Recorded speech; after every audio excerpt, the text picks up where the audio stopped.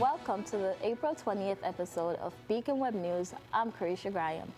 On April 28th, there will be a travel course information session hosted by Sociology, Anthropology, and Social Work.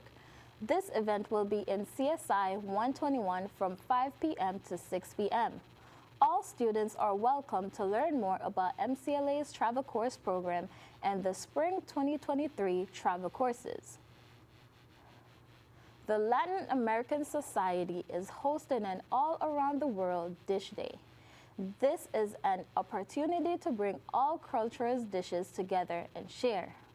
Students can make their own dishes and LAS will pay for the supplies you need. The event will take place on May 1st at 6 p.m. to 8 p.m. in the Social Hall in Church Street. Adams police officers arrested a man on 2 separate occasions after 2 separate robberies over the weekend. They reported to the area of North Summer Street and Lime Street after reports of a man breaking into a residence on Friday. Then on Saturday, Adams police officers were sent to the mobile gas station on Hollands Avenue for a reported unarmed robbery.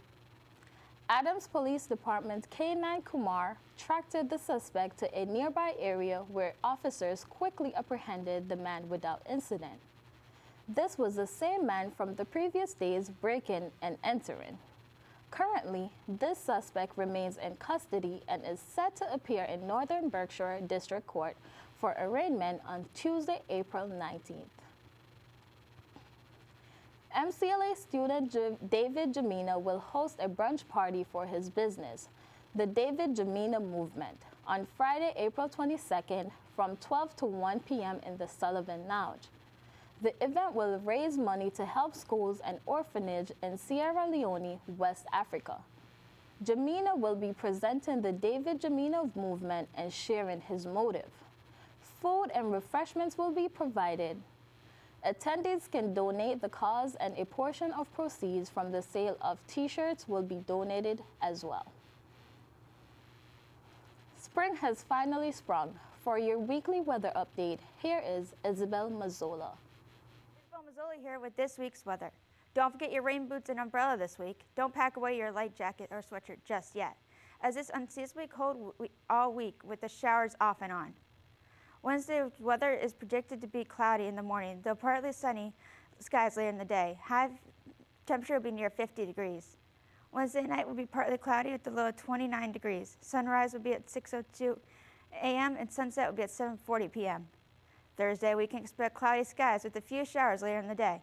The high will be 56 degrees with a 40% chance of rain. Thursday night will be a partial clearing of our cloudy skies with a temperature of 43 degrees. Sunrise Thursday will be at 8:01 a.m. and sunset at 7:40 p.m., adding 2 minutes of daylight. Friday, we'll see partly cloudy skies with a high temperature of 60 degrees. Friday night, we'll see a few clouds with a temperature of 37 degrees. Sunrise Friday will be at 5:59 a.m. and sunset at 7:42 p.m. Saturday will bring a mix of clouds and sunshine in the morning, increasing clouds and slight chance of rain in the afternoon. Saturday night will mostly cloudy skies with a 30% chance of rain. Low temperature will be 42 degrees. Sunrise will be at 5:58 a.m. and sunset will be at 7:44 p.m.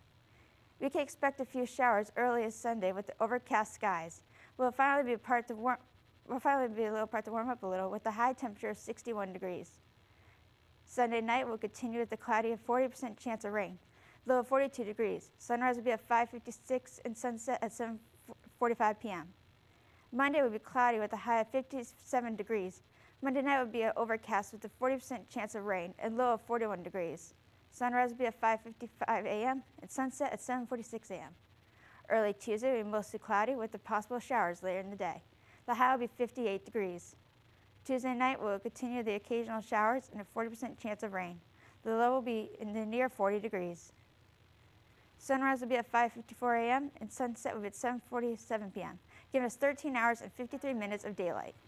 This is Isabel here with the weekly weather summary. The Porsches and owners are planning to tear down the former Harvest Christian Ministries building on River Street to build a new restaurant that will take up the block between Crossy Place and VZS Street. The new dining establishment has been rumored for some time as a complementary addition to the 20-year-old hotel across from Massachusetts Museum of Contemporary Art. It is currently unknown when building will begin. Join the MCLA Alumni Association for a family-friendly night of cornhole. Register as a two-person team or as an individual. This will be free for MCLA students and a suggested donation of $10 for all other players. Entries include one drink ticket per person. 21 plus non-alcoholic options are available, and light snacks. There will be prizes for the top three teams, and this will take place on April 22nd from 7 p.m. to 9 p.m., located at Bright Ideas in North Adams.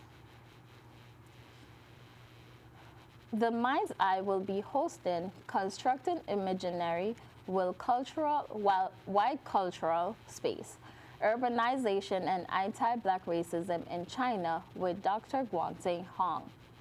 Through investigating local campaigns to eliminate African communities in Guangzhou, China, Dr. Huang exposes the racial capitalist logic behind urbanization in post-socialist China.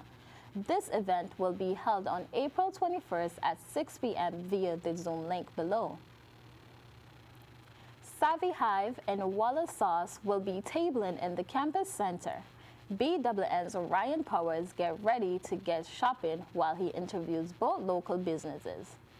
In honor of Earth Day coming up this week, the MCLA community welcomed 2 local businesses to the campus center for a market of handmade and reclaimed items they have for sale. The owners of Savvy Hive and Walla Sauce were more than happy to talk with me about what sustainability means to them and their businesses. My name is Jessica Sweeney. I run a secondhand and sustainable business in North Adams, and Sustain MCLA reached out and asked us to do a market as part of Earth Week. So I'm here and moved this little piece of the store into MCLA today. Earlier this week, I did a DIY laundry detergent station, so I showed people how to make their own laundry detergent. You can make way more laundry detergent for way less money than what you're paying for in the store. And then they also asked if we wanted to do a little market to sell the sustainable goods that we sell in our stores or for Walla Sauce, on the internet. I personally am really committed to selling secondhand clothing. I think fast fashion is really wasteful and creates a lot of pollution. And there's plenty of clothes that are in really good shape that have had a life before they make it to Savvy Hive, but are worth buying. I've always bought secondhand my whole life, so it's something I'm really passionate about. I love vintage and fun fabrics. And then also I support local creators. So aside from the clothing, because that comes from the Northeast, but all of my products come from within 100 miles of North Adams, so really trying to promote local people as well. Any artists or people who design their own clothing can reach out to me. My contact information is on my website, savvyhive.org. I'm happy to discuss anyone selling in my store, as well as folks, of course, can purchase things. But I also offer small business consulting to folks who are in early stages of their businesses. So if you become a vendor of me, you get some free consulting out of that. So if people are also looking to build up what they're currently working on or an idea that they have that they want to turn into a business, I'm available to help them figure out how to make that happen. I'm Sarah. I'm Kirby. And we make clothes and stuff, and our brand is Walla Sauce. And we're doing a sustainable market for Earth Week. We sell clothes in North Adams, mostly online, but we have a studio space at the Beaver Mill. And yeah, most of the stuff is by our hands.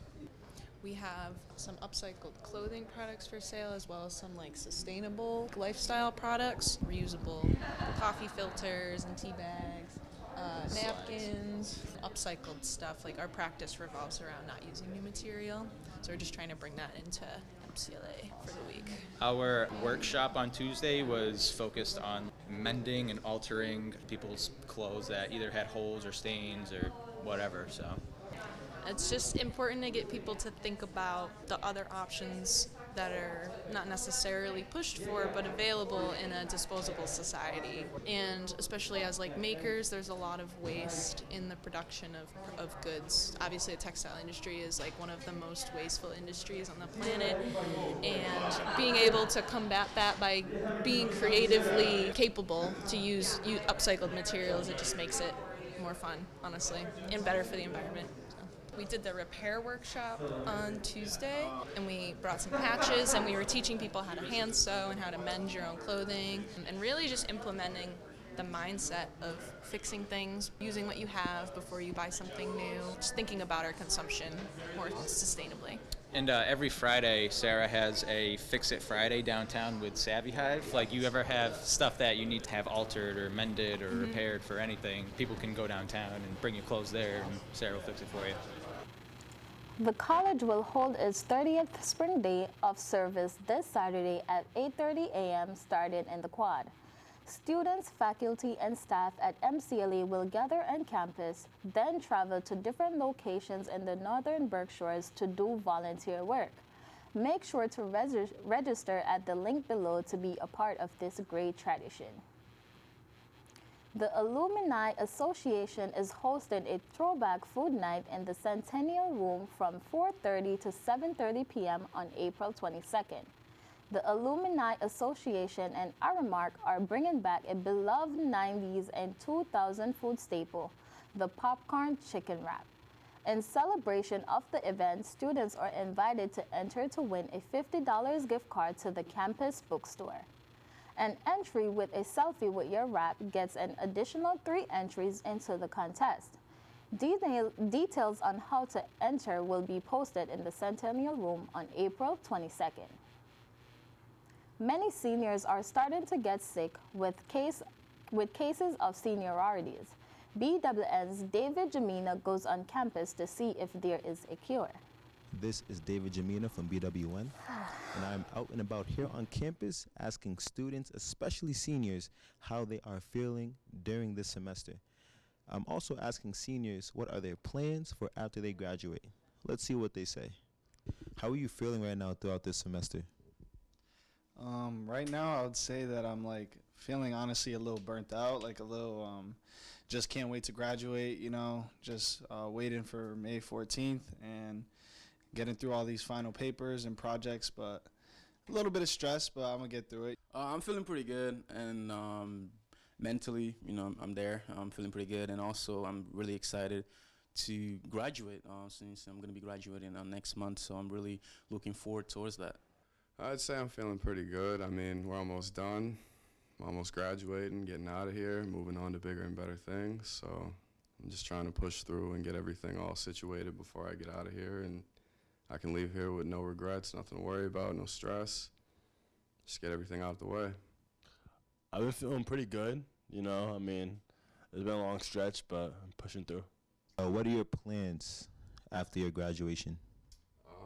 Well, immediately for the summer, I might try to look to be a waiter because I know there's a lot of money in that, especially where I'm from, which is Cape Cod, by the way. But after that, it's just grinding, making music, putting music out. If I get a business job or a sports job, that's just a plus. That's more money in my pocket. That's more opportunity in my pocket. I got no complaints. I know I'll be okay. Right now, I've been looking for a bunch of jobs, but preferably a management position somewhere, retail, or like a financial analysis job. I've been looking at Fidelity Investments. That's where I've been looking at right now, but just a couple options, but we'll see right now. So the plan is to look for a job, and I believe I might be looking forward to the bank that I used to work back in the days. And I know that since I have connection with the bank, I don't have to go through the whole process of recruiting. I can just kind of reach out to some people, and hopefully I'll be able to get that job, and we'll see where I go from there. For all MCLA students, especially seniors, keep on working hard and go straight for the goal. This is David Jamina reporting from BW1. State Street Tavern has been ordered by the city to get their staff trained to avoid fines and penalties for serving an underage customer. Board member Peter Breen said the fines could be up to $2,000 and the bartender could get up to 1 year in prison. Time to open your textbooks and start studying. Finals are quickly approaching in a week. BWN's Isabel Mazzola hits the books and sees how to distress comes final. On Tuesday, April 19th, Trio hosted Beat the Heat, an event where students can make their own stress balls to help during finals. Cassie Riccello, academic support coordinator for CESI, helped with this event as she showed how stress balls can help.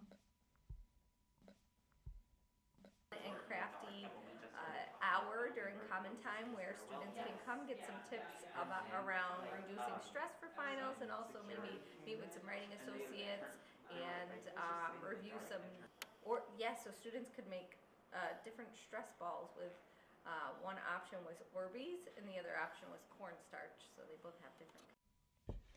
Stress balls are just one of the many things that can help with stress. Other methods include going to the Math Drop-In Center, Writing Center, CESI, Trio, and Counseling Services, and many more places. Finals will occur May 4th through May 9th. If you ever need help dealing with stress, contact Counseling Services at 413-662-5331. For BWN, this is Isabel Mazzola. For athletics, the baseball team will be heading to Worcester State today, April 20th, to play an away game at 3:30 p.m. On the 22nd, they will play in Mass Maritime at the Shoot at 3:30 p.m. The team will then head to Mass Maritime on the 23rd to play a doubleheader starting at 1 p.m. with the next at 3:30 p.m. After that doubleheader, they will be traveling to Westfield State on the 26th to play another big inning at the 2 p.m. and then the next game at 4:30 p.m. The softball team will be headed to New York to play Union for a doubleheader on the 21st at 3:30 p.m. and 5:30 p.m. They'll be traveling to Mass Maritime next for another doubleheader for the first at 1 p.m. and the following at 3 p.m. Westfield State will be coming to MCLA on the 26th for a doubleheader at 2 p.m. and 4 p.m. Men's lacrosse will be heading to Vermont to play Northern Vermont Linden on the 21st, then will be coming back to the Shoe on the 23rd to play Thomas State 3 p.m. for their senior day. Women's lacrosse will be playing at the Shoe to play Westfield State at 5 p.m. and then play a home game versus Bridgewater State at 5 p.m. Then on the 26th, they'll be traveling to play Fitchburg State at 6 p.m. To watch the live stream of any away games, go to MCLA Athletics page for the link. Softball had a doubleheader on the 15th versus Framingham State. BWN's Sarah Tomzik hits a home run interview with softball teams Justina Party and Sarah McMahon. Play ball. That's what the softball team has been doing every year, except for last year. Sophomore captain Justina Party explains what happened last season. So last year we got sent home early due to a rise of COVID cases, so we weren't able to have our season. We just got to practice for a few months before our first scrimmages. Junior captain Sarah McMahon elaborates about how last spring semester affected the team. Seeing that we didn't have a season last year, we had a lot of girls end up quitting because of how the program was going and not having a questionable how the season would look like. So we had to rebuild this year, so we ended up getting a lot of incoming freshmen. Luckily, COVID-19 isn't an issue anymore. The softball team has had their first regular season since 2 years ago. First baser Justina Party shares what the season entailed. So last season we only got a few practices in and 2 scrimmages before we got sent home, and this season we were able to have our full preseason, our trip to Florida, and now we can have conference and non-conference play with our full amount of practices like normal. With a new season comes with a new team, literally. For most of the players on the team, this is their first season playing on the MCLA softball team. Justina Party explains how over the season the team has blossomed since the beginning of the season till now. So at the beginning of the season, we weren't really connecting with each other and we were just all putting in the work, but our chemistry wasn't there. So after our Florida trip, our team really came together and we just have been cohesive and all been part of the same team since. To catch the softball team in action, the team will be playing 2 more home games. The first one being on Tuesday, April 26th against Westfield State at 2 p.m. and 4 p.m. And the softball senior night is on Saturday, April 30th against Fitchburg State at 12 p.m. and 2:30 p.m. And that's the latest from the softball team. From Beacon Web News, this is Sarah Tomzik. Tonight at 7 p.m., participate in the inaugural sporting event. Call of Duty, Apex, FIFA, and more are available. There will be games, food, and prizes available in the campus center athletic D room on the second floor across from the track. All are welcome. And now, from the Beacon. Co-editor-in-chief Mike O'Brien has the inside look at an academic and student affairs. A slew of promotions and realignment came in March to improve communications across departments and better serve students. He spoke with the VP of Academic Affairs to find out more. Co-editor-in-chief Katie Napier shares the success of Accepted Students Day, where 200 families got to see what a future at MCLA is like. The college has more applications, acceptance, and deposits than it's had in previous years, according to admissions. Read more about the enrollment and admissions in this week's Beacon. Design editor Nicole Lemire takes a snapshot of Shannon Welch live at MCLA and files into her research focusing on the dark-eyed junco with the Environmental Science Department. Staff writer Julian Career invites you to waltz your way into Dance Cow's 20th Anniversary Spectacular. She talks with the Dance Cow's co-president, Madeline LaRoche, who steps back to her first year dancing at MCLA with over 60 members and jumps forward to post-COVID club and the works of rebuilding. Make your way to Venable Theater on April 30th at 6:30 p.m. and May 1st at 1:30 p.m. to see their moves. Staff writer Owen Brown catches up with Ty Mazzio, an academic sophomore who is swinging into action in his first full season with the Trailblazers. This week's featured creature, Abby Abrahamson, gives readers a taste of the elderberry and its magical healing properties. Natalia Giacomazzi reveals that she may be spotted skipping through the aisles of the local grocery store in search of her favorite peanut butter. According to Tally Tells It, Skippy is the best way you can buy. You can read these and many more at theonlinebeacon.com or pick up a copy all over campus. Gallery 51 will have an exhibition entitled Come Inside by Joshua Ross. Self-identified as a photographer, Ross reveals his talent for using pencil and exploring the palette beyond imagination. BWN's Ryan Powers talks with an MCLA student who interned with Ross the past semester and his experience. The latest exhibition at Gallery 51 will be open until April 24th. It features a body of work created by recent MCLA Art Lab resident Joshua Ross. Come Inside is an invitation to journey into Ross's intentionally disorienting works to better experience his perspective. This past semester, MCLA student Jariah Morris was fortunate enough to intern with Ross. I was able to talk with him a little about his experience. My name is Jariah Morris, and my year at MCLA, I am a senior, graduating class 2022. How did you become involved working with Joshua and his work? I had gotten an email for internship over the summer. At that point, I, flied, went in. First time I met him, we walked around, we talked, and we were like, all right, yeah, this is, yeah. So what's some things you kind of learned in your experiences with them? I learned so much. I think the main thing that I learned is like how to take myself more serious as an artist. Because watching him take himself very serious as an artist, it was a huge reality check, as like a young adult coming into this kind of world. So it was very inspiring watching him work.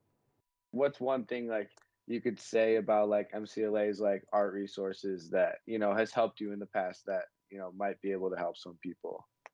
I think that you could have a lot of opportunity to be shoulder to shoulder with a lot of big art names through the community at MCLA and not even know it. But you could really be connected to people that can really do a lot for you as an artist. So Make sure to stop by before the last day of the exhibition on April 24th at Gallery 51, located at 51 Main Street in North Adams. I'm Ryan Powers with BWN. That's it for this week. To stay up to date with BWN, you can follow us on Facebook at facebook.com/MCLABWN. You can also check us out on Instagram, Twitter, and TikTok at MCLA_BWN. Make sure to also subscribe to our YouTube channel, MCLA Beacon. Thanks for watching, and we'll see you next week.